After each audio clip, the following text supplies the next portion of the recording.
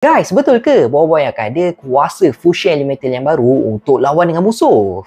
Boleh percaya ke ni? So guys, macam apa yang kita tahu, buat masa sekarang Boy telah pun berjaya untuk menggunakan beberapa kuasa fusion elemental untuk berhadapan dengan musuh yang cukup kuat, antaranya Frostfire, Glacier, Supra, Sori, dan tak lama lagi Boy akan menggunakan dua fusion elemental yang baru selepas out Indara, iaitu Gentar dan Sopan. Tapi aku percaya sangat masih ada lagi beberapa fusion elemental yang sesuai boleh digunakan oleh Boy pada masa akan datang.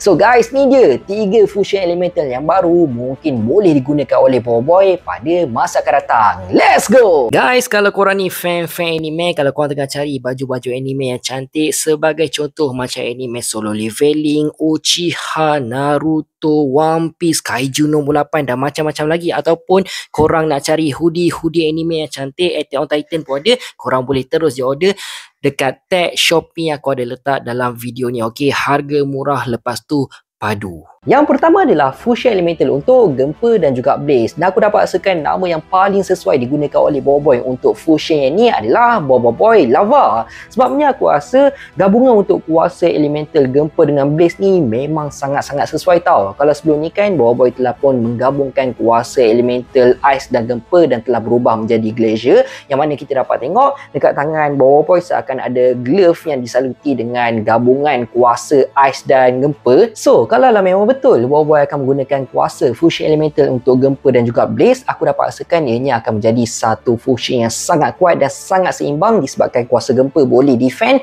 dan kuasa Blaze boleh menyerang, dan ianya akan setanding seperti kuasa fusion untuk Glacier. Yang kedua pula ialah fusion elemental untuk Taufan dan Halilintar.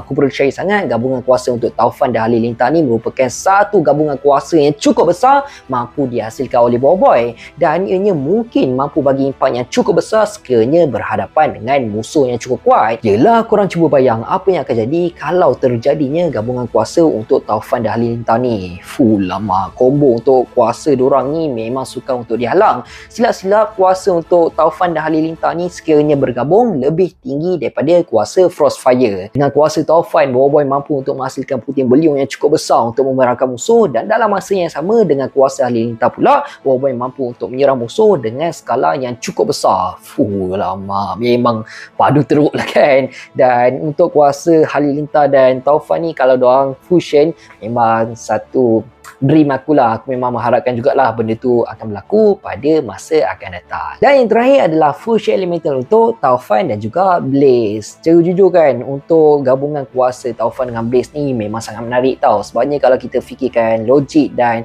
mengikut daripada sains ataupun kajian, dengan adanya kuasa Taufan ataupun angin ni, ianya mampu untuk meningkatkan api lebih membara dan besar hasil daripada kemampuan Blaze bergabung dengan kuasa Taufan. So, aku percaya sangat dengan gabungan kuasa untuk Blaze dengan Taufan ni, ianya merupakan satu fusion elemental yang sangat sesuai lah. Boleh digunakan oleh Boy seperti fusion-fusion yang lain. Tapi mungkin dengan gabungan dua kuasa ni akan menjadikan Boy lebih agresif lah untuk melakukan serangan dalam skala yang besar. Yelah, dengan gabung kuasa api dengan angin ni, memang sukar lah untuk dihalang oleh pihak musuh. So, tu je lah prediction untuk 3 kuasa elemental yang baru mungkin boleh digunakan oleh Boy pada masa akan datang. Pendapat korang macam mana pula? Komen dekat bawah. Jangan komen pasal Boy sana pula